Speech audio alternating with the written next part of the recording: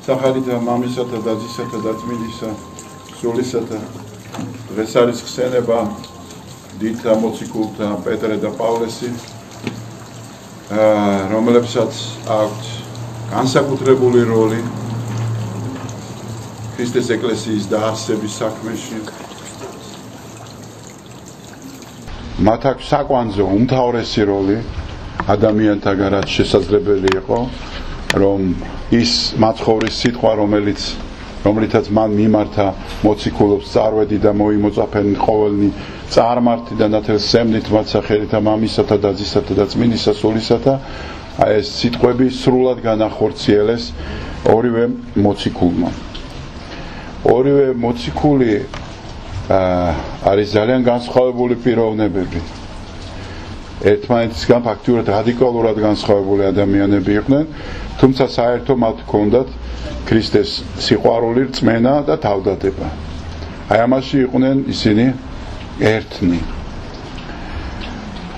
მოგეხსენებათ რომ პეტრე მოციქული თუ თავიდანვე შეუდგა პირველი მოციქული გახდა ქრისტესი, როცა ის გამოვიდა საკადაგებლად, პავლე მოციქულს საერთოდ ქრისტე არ უნახავს და ის ქრისტეს მტრეთით აღდგომის შემდეგ შეუერთდება.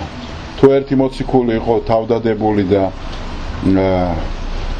მიყვებოდა მას თავიდანვე, მეორე მოციქული ქრისტიანებს დევნიდა და მდევნელი იყო ქრისტიანებს. სოციალურადაც განსხვავებულები იყვნენ. ერთი დაიბადა გალილეაში, უწიგნურ ოჯახში მეთევზეების, სოციალურად დაბალი ფენის იყო. ხოლო პავლე დაიბადა ძლიერ ეკონომიურად ძლიერ ოჯახში, რომის მოქალაქედ, ქალაქ ტარსში და მას ბავშვობიდან ჰქონდა კარგი განათლება, იზრდებოდა როგორც მოშურნე ფარისეველი და გამალიელის სკოლაში სწავლობდა და იღებდა იქ განათლებას. მაგრამ ორივე თითქმის ერთნაირი გზა გაიარეს, თითქმის კი არა ერთნაირი გაიარეს, ვინაიდან ორივე ქადაგებდა ქრისტეს. პეტრე რამოდენიმე ეკლესია დაარსა ქრისტეს ქადაგების გზაზე, რომის მიმართულებით გზაზე, ხოლო პავლე მოციქულმა სამჯერ მოიარა ძველი აზია და რომი. ასე რომ პავლე უფრო მეც დადიოდა და მეც ქადაგებდა ვიდრე პეტრე. პეტრე მოციქულს თუ ორი ეპისტოლე აქვს დაწერილი, პავლეს 13 აქვს დაწერილი. პეტრე მოციქული თუ სარწმუნოებაზე საუბრობდა და უფრო სახალხო პატივისცემა ჰქონდა, პავლე მოციქული ბევრად უფრო ინტელექტუალურ თემებზე საუბრობდა და ფაქტიურად ღვთისმეტყველება ქრისტიანული სრულად შეიძლება ითქვას, რომ პავლე მოციქულმა შექმნა. პავლე მოციქული ფაქტიურად ითვლება ქრისტიანობის შემქმნელად, რომ არა პავლე თქვათ აი ეს აზროვნება ქრისტიანული საღვთისმეტყველო რაზეც აგებულია შემდეგ მთელი საუკუნეების განმავლობაში ქრისტიანული ღვთისმეტყველება არ გვექნებოდა. რასაკვირველია ღვთის ხელში პავლე არ იქნებოდა, სხვა ვინმე მოვიდოდა და ამ საქმეს მაინც გააკეთებდა, მაგრამ დღეს ჩვენ გამორჩეულ ჭურჭელზე ვსაუბრობთ, რომელიც ღმერთმა გამოირჩია პავლე და მას მისცა მისი ხელით გააკეთდა ის, რაც ძალიან მნიშვნელოვანია ჩვენთვის ყველასთვის. ამავე დროს მათ არ ჰქონდათ თუ პეტრე უпростоრეთ აღიარებული იყო მოციქულთაგან და ყველასგან, პავლე არ იყო აღიარებული, ვინაიდან დევნელი იყო ქრისტიანობის და ყველა მიცოდა მისი განვლილი გზა. ამიტომაც მისი მოციქულად მიღება ხშირად ეჭვის ცხვეს დგებოდა და ჩვენ გვახსოვს ეპისტოლეებში, არაერთ ეპისტოლეში ის ამტკიცებს, რომ მე ვარ მოციქული, ქრისტესგან გამორჩეული და ქრისტესგან ხელდასხმული. მაგრამ აი უცნაური რამ ხდება, რომ განსხვავებული დამოკიდებულება თვითონ ქრისტიანობის მიმართ აღმოჩნდა დამაპირისპირებელი პეტრესა და პავლეს შორის, მათ შორის კონფლიქტისაც. მოხდა მართლაც სერიოზული კონფლიქტი, როცა დაინახა პავლემ, რომ პეტრე არ ჯდებოდა წარმართებთან ერთად საჭმელად, არამედ უფრო მიდიოდა და ებრაელების გვერდზე ჯდებოდა. ანუ ის ძველი გამოყოლილი თავისი დამოკიდებულება, რაც ებრაელებს ჰქონდათ წარმართებთან ერთად პურს არ ტეხდნენ და სადილზე არ ხდებოდნენ. აი პეტრეს ეს ჰქონდა გამოყოლილი და ამიტომაც ცოტა არ იყოს წარმართების სუფრას უგულებელ ყოფდა. და ამის გამო ამხილა პავლე მოციქულმა. და ის საოცარი მართლაც სიმაღლე სულიერების, როცა პეტრემ მიიღო ეს მხილება. აი წარმოიდგინეთ ახლა წარმოვიდგინეთ თითოეულმა ჩვენი თავი, ხო? დღეს წავიკითხეთ სახარება, სადაც მაცხოვარმა უთხრა პეტრეს, რომ აი შენ რწმენაზე მე ავაგებ ეკლესიას და ჭენი ჯოჯოხეთისანი ვერ ერეოდიან მას. და შენ მოგცემ კლიტეს სასუფევლისად, რომელსაც ხსნილი იქნება სასუფეველში, რომელსაც შეკრული იქნება მარადიულ სამყოფელში. ანუ ქრისტე მისცა განკითხვის უფლება, განსჯის უფლება, საბოლოო განაჩენის უფლება პეტრეს. ამ დროს ვიღაც ქრისტიანების მდევნელი გუშინ რომ ქრისტეს დაძდევდა და აწამეს ანდრეის სტეფანე პირველ მოწამე და მისი თვალწინ მოხდა ეს და ისიც ეხმარებოდა ამ საქმეში პავლე, მის მხილებას უნდა მოусმინოს და დაუჯეროს. წარმოიდგინე რამხელა სიდია დაჭირდება ადამიანს, რამხელა თავდაბლობა ჭირდება ადამიანს, რომ აცხოვრის ამ სიტყვების შემდეგ ვინმეს ოდესმე მოусმინოს ცხოვრებაში. არა, წარმოუდგენელი ახლა ჩემთვის პირადად წარმოუდგენელია ესეთი რამის გაკეთება, ხო? მაგრამ მიიღო მან და სწორიც იყო. იმიტომ რომ ქრისტეში აღარ არის ებრაელი, აღარ არის წარმართი, აღარ არის ქალიც და კაციც. ქრისტეში ვართ ერთი, ქრისტეს შვილები, ქრისტეს სამღვდელოები. და არ შეიძლება წარმართების უგულებელ ყოფა და ვინმეს წინ წამოწევა. სხვათა შორის ჩვენს ქართველებს გვჭირდება ამის კიდევ ერთხელ გააზრება, რომ დავიწყებთ ხოლმე ქართველებზე რაღაცების ლაპარაკს და ზევიდან ყურებას, როცა ვერავის ვერ უყურებთ ზევიდან რეალურად. მაგრამ მაინც ერთმანეთის გულისგან სახარა და მოსაფხანად თელ სამყაროს ვასწავლით როგორ უნდა იცხოვროს და როგორ მოიქცეს. ნუ ყოველ შემთხვევაში აი ასეთი დამოკიდებულება უკვე ქრისტეში არ შეიძლება. და პავლე მოციქული აკეთებს ისეთ კატასტროფულ რამეს, ჭყალებში კატასტროფულს, თუმცა ებრაელებისთვის კატასტროფულს, რასაც ქვია წინადაცვეთის გაუქმება. ამას ვერ გააკეთებდა ვერც ერთი ადამიანი, ვერც ერთი მოციქული მოციქულთა შორის. ვერც პეტრე ვერ გააკეთებდა. წინადაცვეთ, აი წარმოიდგინეთ, არის აი ნათლობა რაც ჩვენთვისაა. აი ვიღაცამ რო თქვას რომ ნათლობა აღარ არის საჭირო. ხო? აი ზუსტად უფრო მეტიც ებრაელებისთვის უკვე ბევრად უფრო მეტი საუკუნე იყო წინადაცვეთა და სულთა ღმერთთან აღთქმის სახე იყო წინადაცვეთა. რომ მე თუ ღმერთში ვარ და ჩემთან თუ აღთქმა აქვს ღმერთს დადებული, სწორედ ეს აღთქმა აქვს რომ აი ამით გამოიხედება ჩემის. და წარმოიდგინე პავლე მოციქული ამას აუქმებს, აღარაა საჭირო. ქრისტეში ჩვენ ვართ განმართლებულები. მან გამოისხიდა და ახალი აღთქმა მოგცა, რომ რომელსაც წამდემე იმან ნათელი იყოს და მიიღოს მან ბეჭედი სული საწმინდისა, რომელიც არის განწმენდის და ისევ ძეღმრთისად ყოფნად დასაბრუნებელი საშუალება. ამიტომაც პავლე მოციქულის ეს ნაბიჯი იყო საოცარი რამ. თუმცა ეს რო არ მომხდარიყო, ვიქნებოდით ერთ-ერთი იუდაისტური სექტა. და ესეც იყო. ქრისტიანებს იუდეველებს ეძახდნენ, ოღონდ სექტანტებს.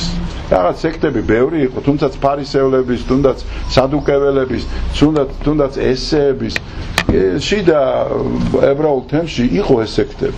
ქრისტიანობაც ესე ითვლებოდა ერთ-ერთი მათ შორის სექტა, რაღაც მიმდევრები არიან, რომელმაც მესიად გამოაცხადა ერთ-ერთმა მათგანმა თავი.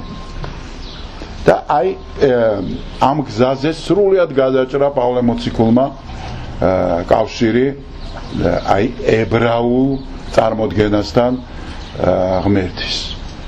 ეს არ ნიშნავს იმას, რომ ძველი აღთქმა გააუქმა, მაგრამ ძველი აღთქმაზე გადაჭრილია ჭიპრარი, მაგრამ ის რჩება წმინდა წერილად ოღონდ მხოლოდ და მხოლოდ ახალი აღთქმის პრიზმით დანახული. და დღესაც თუ ვინმეს რაიმე მკაცრი რაღაცნაირი შურის მაძიებელი ომისკენ რაღაც მიმთითებელი ციტატები და ძალადობის ციტატები ჭირდება, ვინმეს დამაკნინებელი და ასე შემდეგ. ციტატები ჭირდება, ახალ აღთქმაში ვერ პოულობს. პოულობს ძველ აღთქმაში.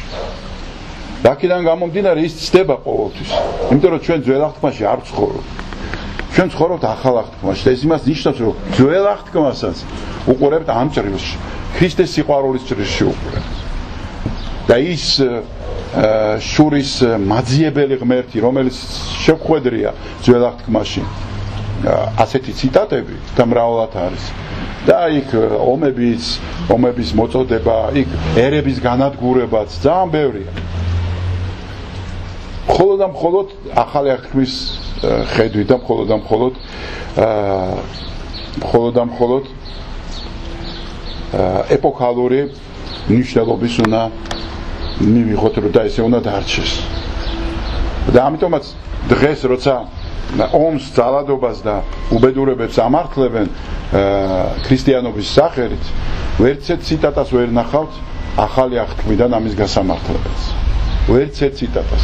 ყველა არის ძველი აღთქმიდან და გასაგებიც არის.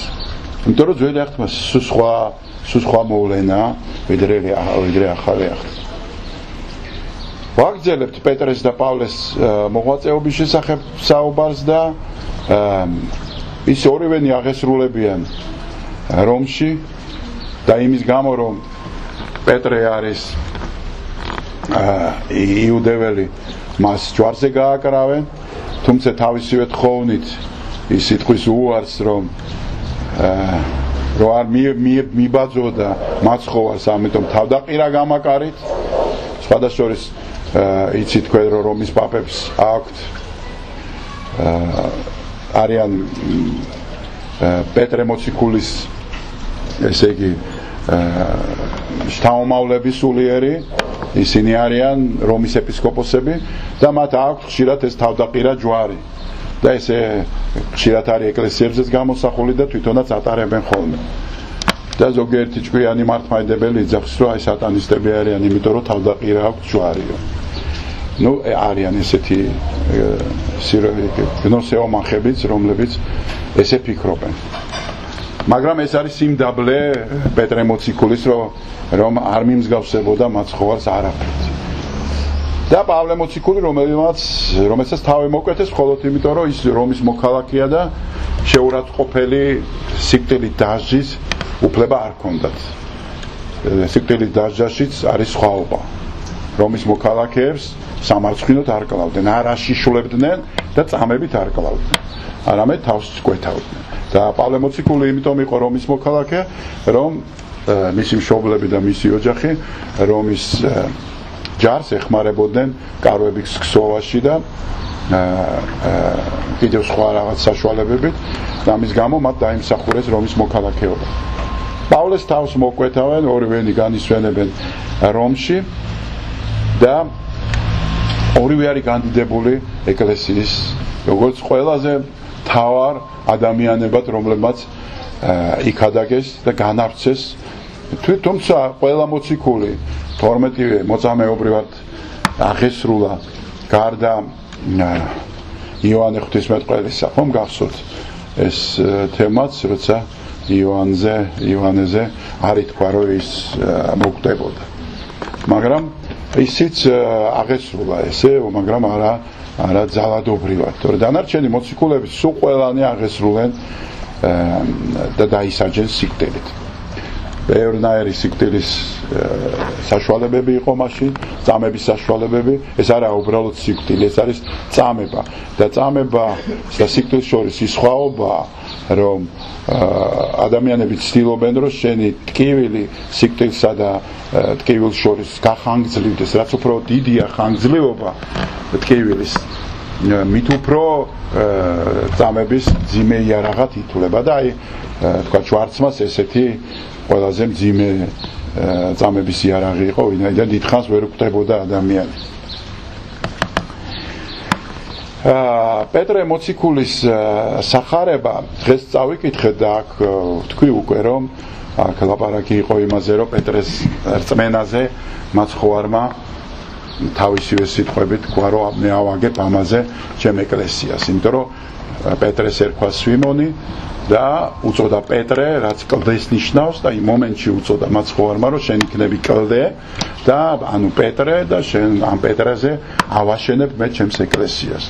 კლდე ეს არის სარწმუნოებრივი კლდე, რომელსაც ეს სიმბოლო ალეგორია ეს რომელზეც აშენებს მაცხოვარი თავის ეკლესიას. ანუ ჭეშმარიტ რწმენაზე დგება ეკლესია. არა უბრალოდ რაღაც გაერთიანებებზე, ერთად ყოფნაზე ან რაღაც სხვადასხვა ფორმებზე ადამიანის დაჯგუფებისა, არამედ ჭეშმარიტი სარწმუნოების აღიარებას და ჭეშმარიტი სარწმუნოების აღიარება მოხდა მაშინ, როცა აი მაცხოვარმა იკითხა მოციქულებში, ვინ ვარ მე? ხალხი რას ლაპარაკობს? და თქვა ეს ილია წინასწარმეტყველი, ერემია, ივანე ნათლისმცემელი, მკვდრეთით აღმდგარი და ასე შემდეგ. და თქვენ ვინ გონივართ? მაცხოვარი მიმართავს მოციქულებს და აი პეტრე ამბობს, რომ შენ ხარ ძეღმრთისა ცხოველისა. აი ამ აღიარებაზე, რომ შენ აღიარებ ჭეშმარიტად ქრისტეს ძეღმრთისა ცხოველისა, ეს არის ის სარწმუნოება, რომელმაც უნდა გაგვაერთიანოს ჩვენ. ამის ირგვლივ ჩვენ ვერთიანდები.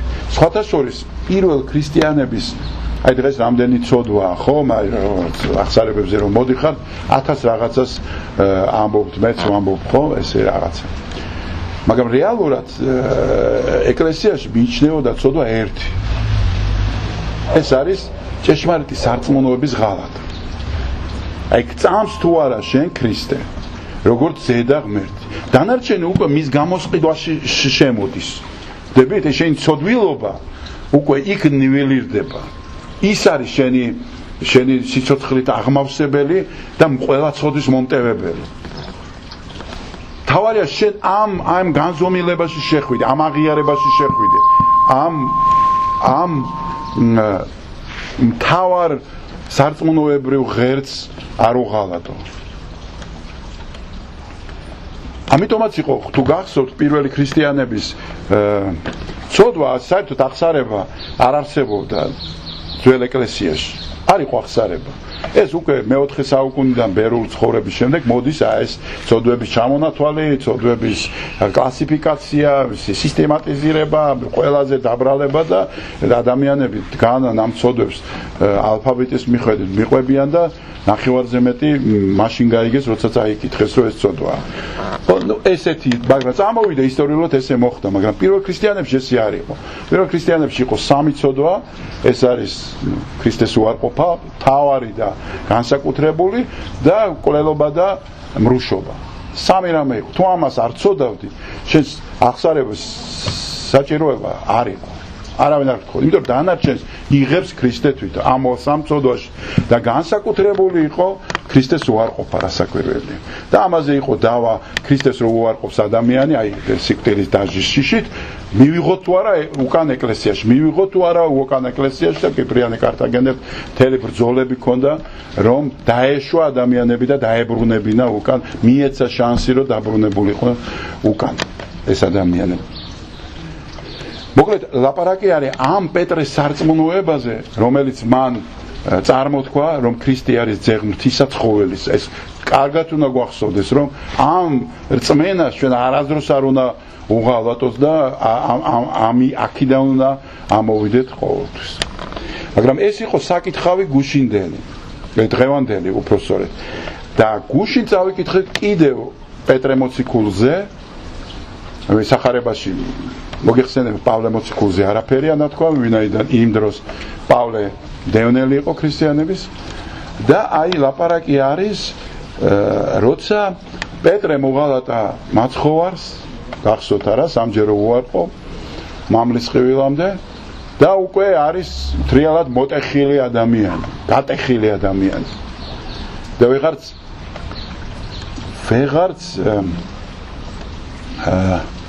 ჯდება მოციქულებთან ერთად.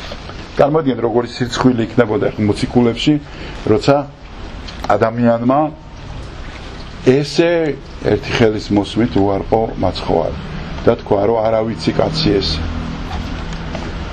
და აი მაცხოვარი ეკითხება სამჯერ თუ გახსოვთ, ხო? თუ შენ წაიკითხა მამა ლევანო. გიყვარ მეა უფრო ის ამაცა, გიყვარ მეა უფრო ისა, სამჯერ ეკითხება. და საერთოდ უცნაურია ეს კითხვა, ნუ ხე გიყვარ და საერთოდ ამ თემაზე ბევრი განსხვავებული აზრია ხოლმე საღვთისმეტყველო. რომ ერთ-ერთი მთავარი და მნიშვნელოვანი რომელიც მე მომწონს არის სწორედ ის რომ ეს არის დაბრუნება მოციქულების ხარისხში. შენ თუ გიყვარ ვარ მე, შენ ცოდო არაფერი აღარ არის. ამას ეუბნება. და აბრუნებს ხარი მოციქულებისა და ამიტომ სამჯერ ეუბნება, სამჯერ ხო უარყო. სამჯერ ეუბნება, მოდი, მობრუნდი, თუ გიყვარ ვარ აქ ახარ, უღარ გეშინია. მაგრამ უცნაური არის ბერძნული ენა. ვიცით რომ ბერძნულ ენაში სიყვარულის აქვს 4 მნიშვნელობა სხვადასხვა, ხო? თქვათ აღაპეა, ეროსია, სტორგია და ფილია. ეს აღაპე არის ყველაზე მაღალი სიყვარულის ფორმა. ეს მაღალი სიყვარულის ფორმა ნიშნავს იმას, რომ თავგანწირული სიყვარულია. ანუ იცით როგორი სიყვარულია, არაბუნებრივი სიყვარულია. სიყვარული რომელიც არა მიჩვევაზეა, არამედ რაღაც აი მეგობრის რაღაც ოჯახის შვილობის სამშობლოს, არა ესეთ სიყვარულია. არამედ ეს აღაპი არის აი თავგანწირული სიყვარული. როცა გიყვარს, იმიტომ რომ მაღალი რამ არის და რაღაცა უნდა გააკეთო და მსხვერპლი გაიღო ამ სიყვარულისთვის. და როცა მაცხოვარი ეკითხება პეტრეს, სწორედ აღაპეს ეუბნება. გიყვარ მეა, ანუ აღაპეც გიყვარ ვარ? ხარ თავდადებული სიყვარულიც. და პეტრე პასუხობს ფილიას, კი მიყვარს შენ უფალ. ფილია ნიშნავს მიყვარ ხარ მეგობრულად. ვერ ბედავს რომ უთხრას რომ შემიძლია შენთვის თავდადება. და აი ორჯერ როცა შეეკითხება მაცხოვარი, ის ორჯერვე ფილიას პასუხობს. კი მიყვარ ხარ მეგობრულად. და მესამეჯერ მაცხოვარი ეკითხება უკვე სხვანაირად, რომ აი მეგობრულად მაინც თუ გიყვარ ვარ. ან უკვე ფილიას ეკითხება. გიყვარ მეა? ანუ მეგობრულად მაინც გიყვარ. იმ ქვევით ადამიანური სიყვარული თუ გიყვარ. და კიო. და დაწყსენ ცხოვარნი ჩემი. ანუ ეს ჩვენთვისაც საგულისხმოა და კარგად დასამახსოვრებელი. რომ ეს ღვთაებრივი სიყვარული ყოველთვის არ გააჩნია ადამიანს, ეს აღაპოს ვიძახოთ და აი ადამიანური სიყვარულითაც უნდა გიყვარდეს. ჩვეულებრივი ადამიანური სიყვარული, ღმერთი, ქრისტე. თორსა როცა ერაყში ჰუსეინის დიქტატი დაამხეს ამერიკელებმა, იქ წამოიჭრა ისლამური რადიკალური ისლამი ტერორისტების, მათ დაიკავეს ბევრი ტერიტორიები და დაიწყო ქრისტიანების საშინელი დევნა. მილიონზე მეტი ქრისტიანია მკვდარი ერაყში. ერთ-ერთი იყო ნესტორიანელი ბავშვები, 6 ბავშვი იყო. რაღაც 7-დან 12 წლამდე. და მათ მოსთხოვეს შეცვლა სარწმუნოების და ტერორისტებმა და მათ უთხრეს რომ ჩვენ გვიყვარს იესო და ეწამნენ. ანუ რაღაცა უცნაურია, იცით, მე არასდროს პირველად შემხვდა ესე ჩემთვის გასაკვირად რომ იესო გიყვარდეს. როდესაც მე დაფიქრებ ვხარ, ჩვენ გვიყვარს ღმერთი, გვიყვარს ქრისტე, მაგრამ იესო მიგვიმართავს რომ გვიყვარს. რაღაც არ არის ჩვენში ეს. და იესო უფრო ფამილიარულია, ხო? მეგობრულია, ადამიანურია. და ამ სწორედ ამ ბავშვებამ ამ ადამიანურ სიყვარულში დადეს თავი ქრისტესთვის. ანუ იმის თქვა მინდა რომ ღმერთი არ არის შორს ადამიანური სიყვარულისგან, ბუნებრივი სიყვარულისგან და საერთოდ ადამიანობისგან თავის ფსიქოემოციური ნაწილით.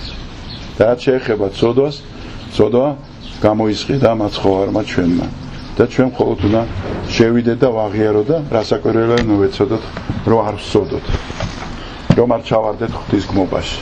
ღმერთმა დაგლოცოთ, გაგახაროთ და გილოცავთ დღევანდელ დღეს.